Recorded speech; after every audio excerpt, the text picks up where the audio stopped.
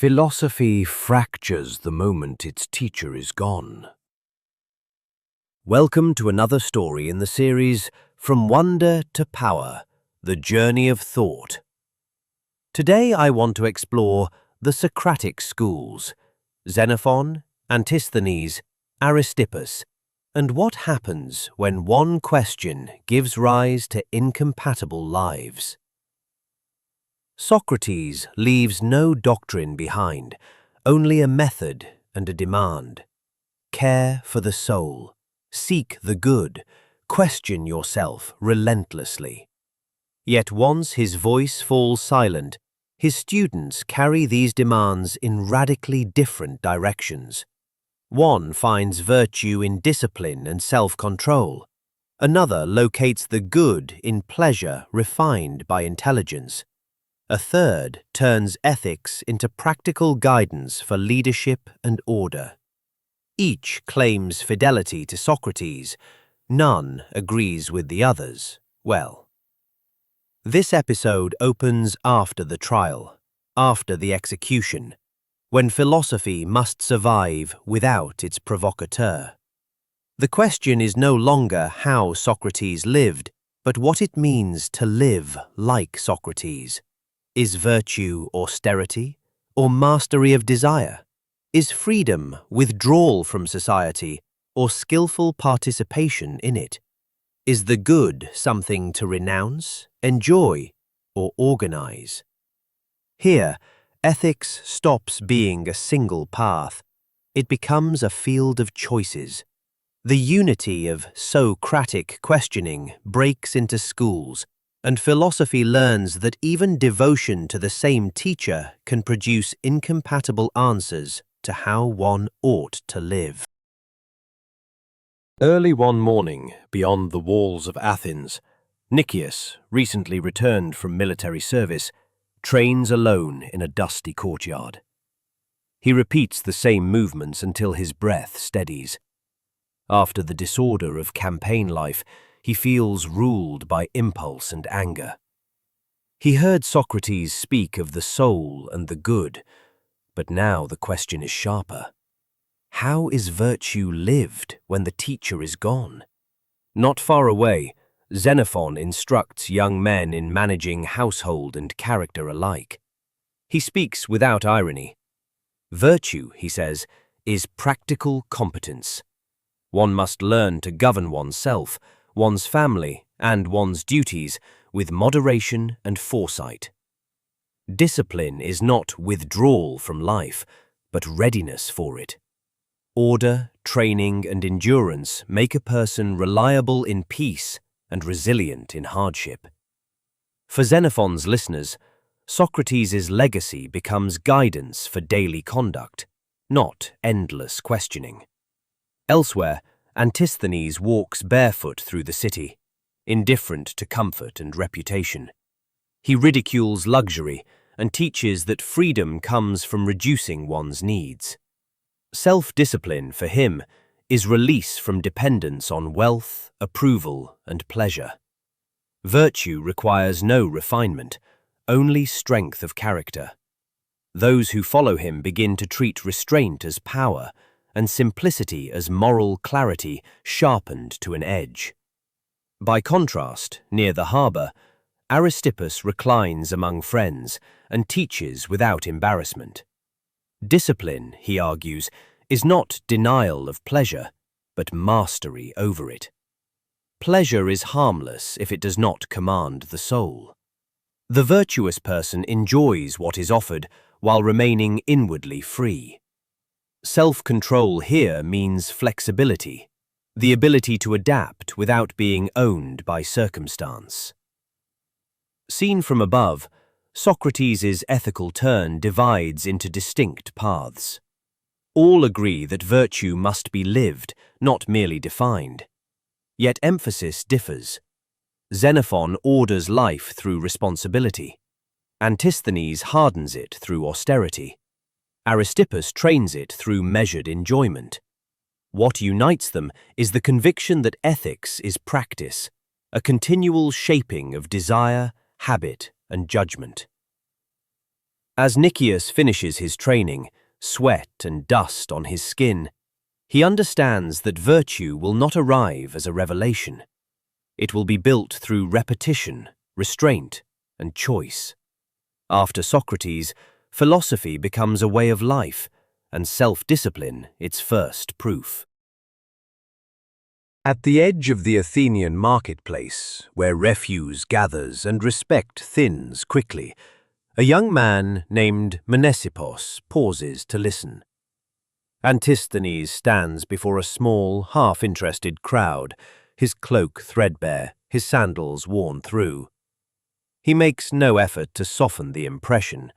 When someone mocks his poverty, Antisthenes answers calmly that poverty is shameful only to those who need admiration to survive.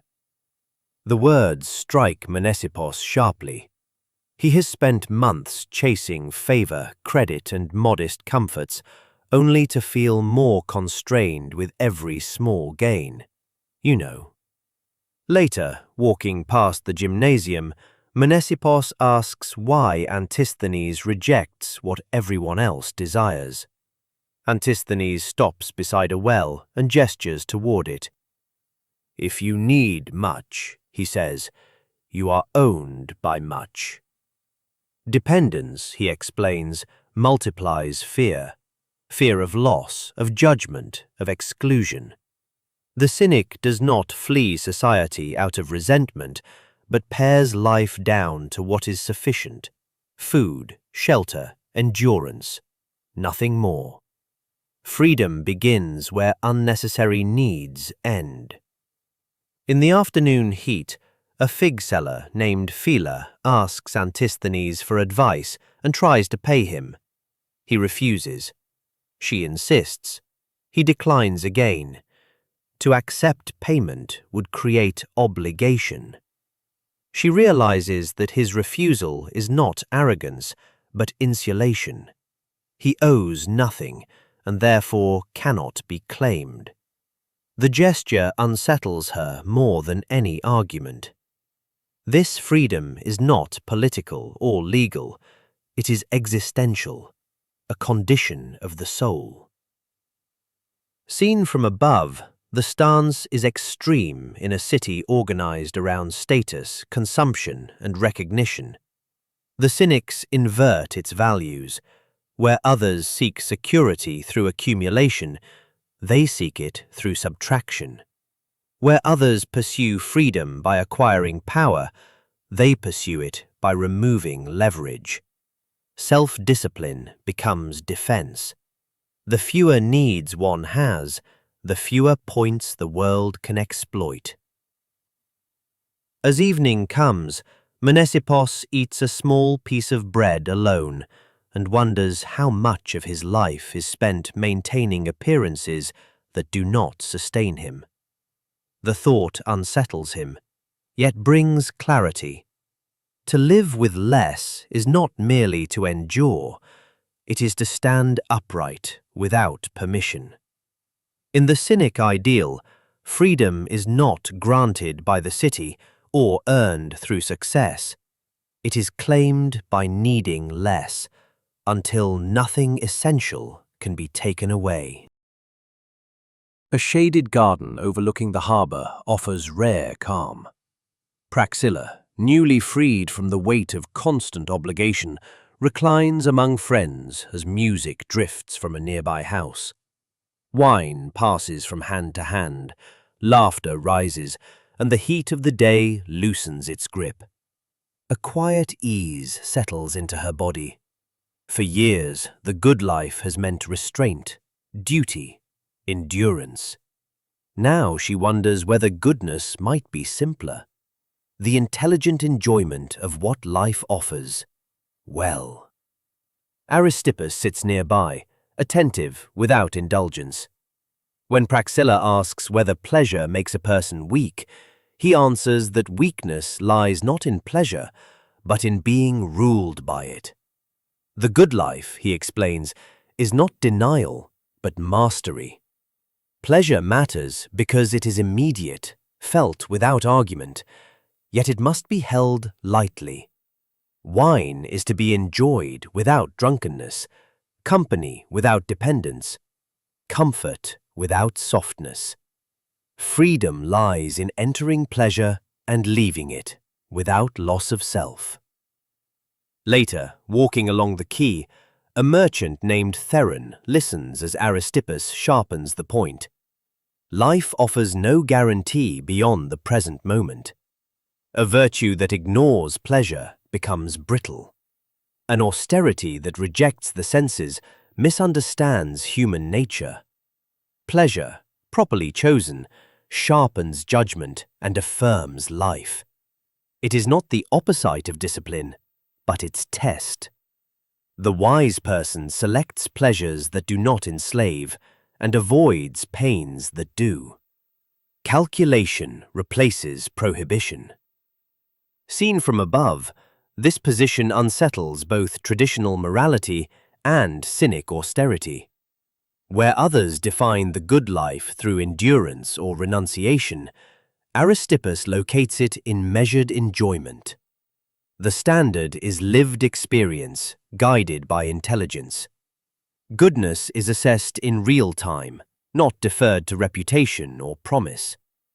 Pleasure is restored as a legitimate criterion, provided it remains under control.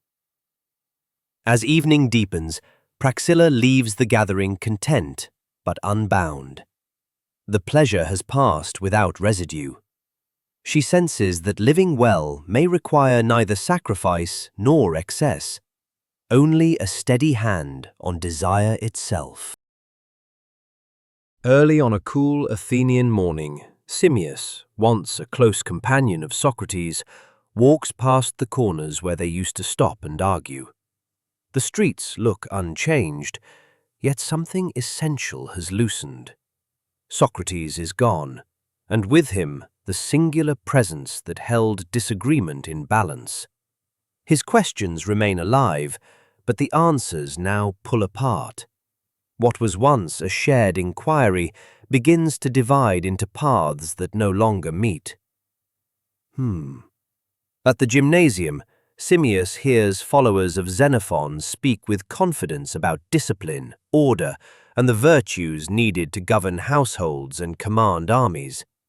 Not far away, Antisthenes and his students laugh at such concerns, stripping life down to what is strictly necessary and rejecting comfort as a form of dependence. Along the harbour, voices gathered around Aristippus defend pleasure as the proper measure of a good life, provided one remains inwardly free.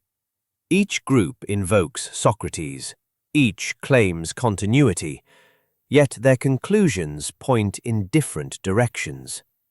Simmias senses the pattern within himself. When Socrates questioned, he unsettled everyone equally. After his death, each student preserved what resonated most with his own character and circumstances. For some, the lesson became discipline. For others, independence. For others still, intelligent enjoyment. The shared method no longer binds them. What remains is a common origin without a common destination. Seen from above, the consequence is structural. Socrates leaves no doctrine, no written system, no fixed school. He leaves a method, and a method does not enforce agreement. Once detached from the living presence that sustained tension through questioning, the method becomes a source of divergence. Ethics, now central to philosophy, multiplies instead of unifying. Care of the soul fragments into competing interpretations of what such care demands. As Simmias continues his walk, he understands that this dispersal is not failure, but transformation. Philosophy no longer seeks a single voice. It becomes a field of practices, each justified by the way of life it produces. With this shift, one school becomes many currents, and disagreement itself becomes a defining feature of philosophy.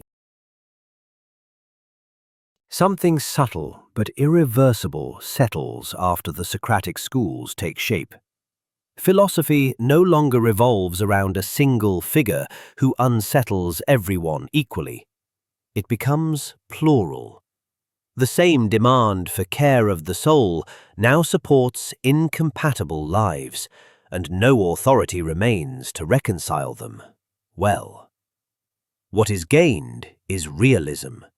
Ethics proves it cannot be reduced to one formula.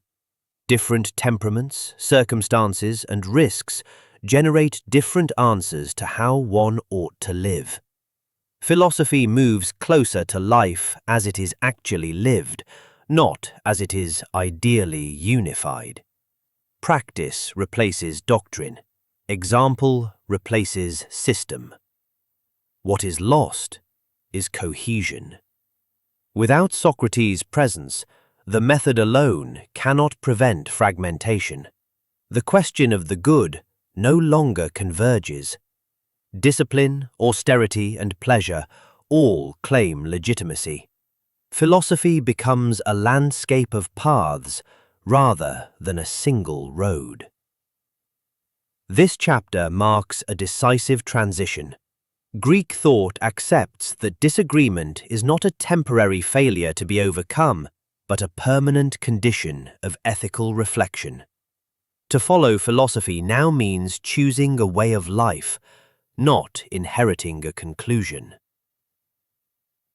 From here on, thought will oscillate between two impulses: the desire to unify ethics again, and the recognition that human life resists final agreement.